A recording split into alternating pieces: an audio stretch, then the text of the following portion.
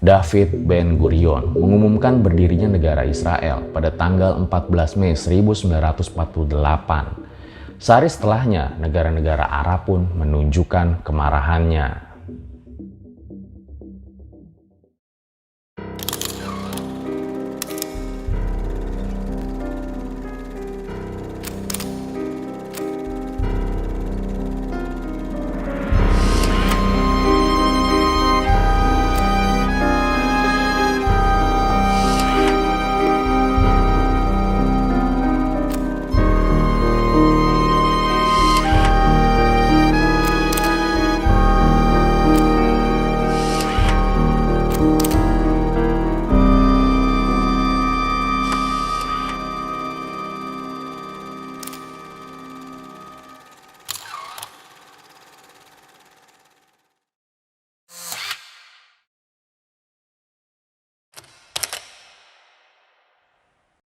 Kembali lagi bersama gue Fajar Aditya. Kali ini di segmen Darah Itu Merah, Jenderal. Dimana setiap Sabtunya kita akan ngebahas mengenai tragedi-tragedi, sejarah-sejarah, the untold story yang pernah terjadi.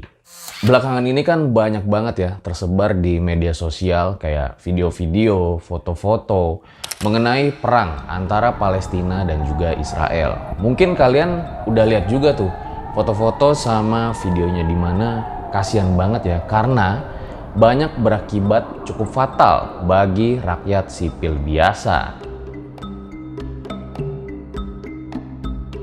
Tapi kalau ngomongin tentang Palestina dan Israel ini, gue jadi ingat Presiden pertama Republik Indonesia, Bung Karno.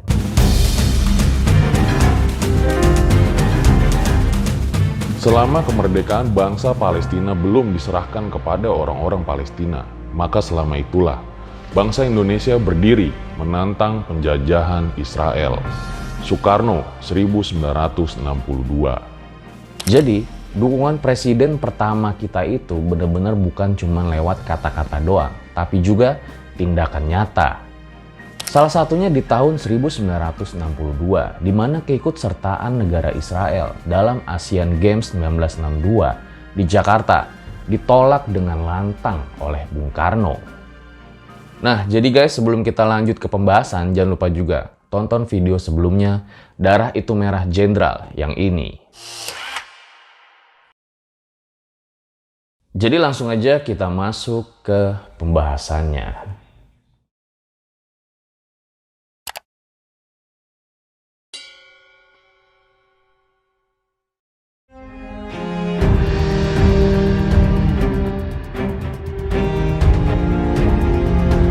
Sebelum meletusnya Perang Dunia ke-1, kalau kalian masih ingat, masih ada tuh Kesultanan Islam yang terakhir yang bernama Turki Ottoman. Nah, Palestina pada saat itu masih berada di wilayah kekuasaan Turki Ottoman.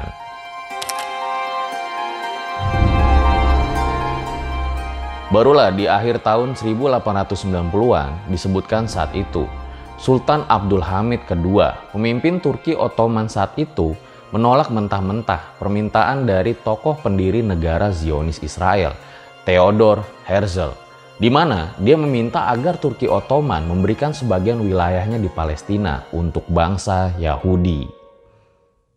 Jawaban penolakan tersebut tentunya membuat rasa kecewa bagi beberapa kalangan bangsa Yahudi pada saat itu.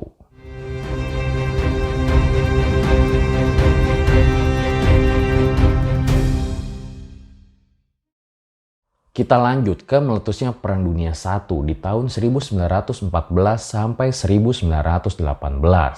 Ada yang udah lahir di tahun itu? Bisa banget komen aja di bawah.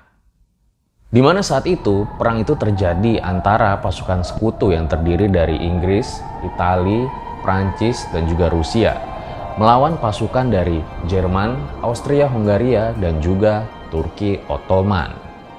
Terseretnya Turki Ottoman dalam Perang Dunia ke-1 yang sebenarnya kondisi dia tuh pada saat itu nggak lagi bagus-bagus amat.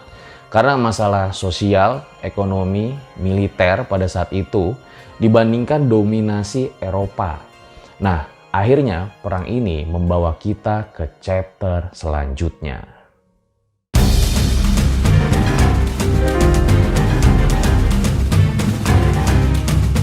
Di tahun 1916, ada sebuah perjanjian rahasia antara Inggris dan Prancis yang dinamakan dengan Perjanjian Sykes-Picot.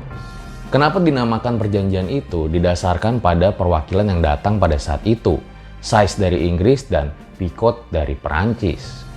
Perjanjian ini sendiri berisi kayak ngebagi-bagi wilayah Arab untuk kedua negara masing-masing pada saat itu, terutama yang kaya akan minyak, jika nantinya Kesultanan Ottoman ini kalah dan runtuh pada Perang Dunia Pertama. Perjanjian ini menjadi salah satu yang paling bersejarah bagi Palestina, karena dari perjanjian inilah akhirnya Palestina jatuh ke tangan Inggris.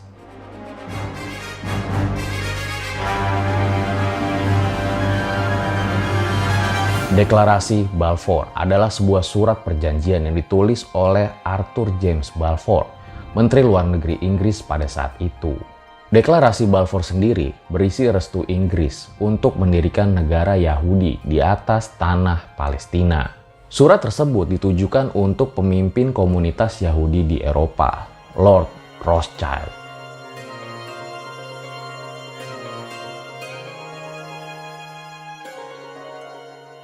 Yang terhormat Rothschild, atas nama yang mulia, saya sangat senang bisa menyampaikan kabar ini kepada Anda.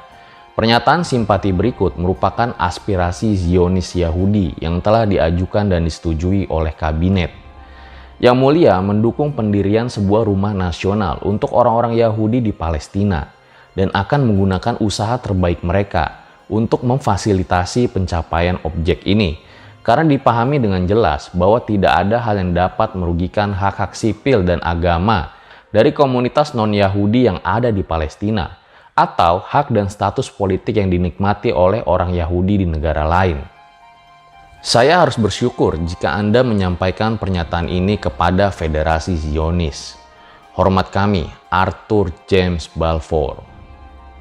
Akhirnya deklarasi Balfour ini kayak menjadi semacam pernyataan resmi dari pemerintah Inggris yang mendukung pendirian tanah bagi orang-orang Yahudi di Palestina yang saat itu sebetulnya masih berada di wilayah kekuasaan Utsmani Turki. I call the first meeting of the Special Committee on Palestine to order. Setelah kejadian-kejadian tadi, di tahun 1947 ini ada satu kejadian penting lainnya, yaitu PBB atau Perserikatan Bangsa-Bangsa merekomendasikan agar Palestina ini dibagi jadi dua negara, satu negara untuk Yahudi dan satu lagi negara Arab. Selain membagi jadi bagian-bagian, PBB juga menetapkan bahwa Yerusalem secara khusus berada di bawah status internasional, yang artinya dia tuh nggak bisa diklaim oleh kedua negara, baik pihak Yahudi maupun pihak Arab. Sebanyak 33 negara menyatakan mendukung resolusi itu, dan sebanyak 13 negara yang tentunya dari negara-negara Arab dan negara Muslim lainnya menolak resolusi itu. Dan sebanyak 10 negara termasuk Inggris menyatakan abstain. Dan dari resolusi inilah cikal bakal berdirinya negara Israel di tanah Palestina.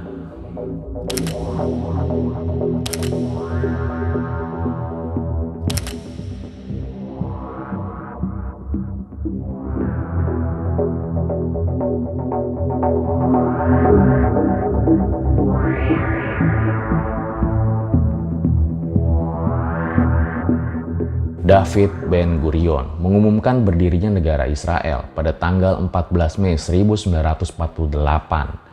Sehari setelahnya, negara-negara Arab pun menunjukkan kemarahannya. Libanon, Suriah, Yordania, Mesir, Irak, dan beberapa negara Arab lainnya langsung mengerahkan militernya untuk menyerbu Israel. Dan pada tanggal 15 Mei 1948 itulah pecah Perang Arab Israel yang pertama. Sebanyak 700 orang Libanon, 1.876 orang Suriah, 4.000 orang Irak, dan 2.800 orang Mesir menyerbu Palestina. Sementara itu, sekitar 4.500 pasukan Transjordania dipimpin 38 perwira Inggris yang mengundurkan diri dari kesatuannya juga menyerbu Yerusalem. Pada awalnya, pasukan Arab dengan jumlah pasukan dan persenjataan yang lebih baik dengan mudah menguasai wilayah-wilayah yang ditempati oleh bangsa Yahudi. Namun, koordinasi antara pasukan Arab ternyata tidak terlalu baik. Di saat-saat akhir, Lebanon malah menarik mundur pasukannya. Dan untuk menghadapi serbuan pasukan koalisi Arab ini, Israel pun membentuk pasukan pertahanan Israel. Dalam perkembangannya, pasukan Israel ini justru dapat mengerahkan lebih banyak pasukannya dibanding pasukan koalisi Arab pada saat itu. Pada awal tahun 1949, Israel ini sudah memiliki 115.000 tentara, sedangkan pasukan koalisi Arab hanya setengahnya aja, kira-kira 55.000 personel. Dan setelah bertempur selama 9 bulan, akhirnya terjadi gencatan senjata antara Israel dengan Mesir, Jordania, Lebanon, dan juga Suriah. Hasil dari perang ini, pasukan Arab mengalami kekalahan dan wilayah Israel pun semakin luas.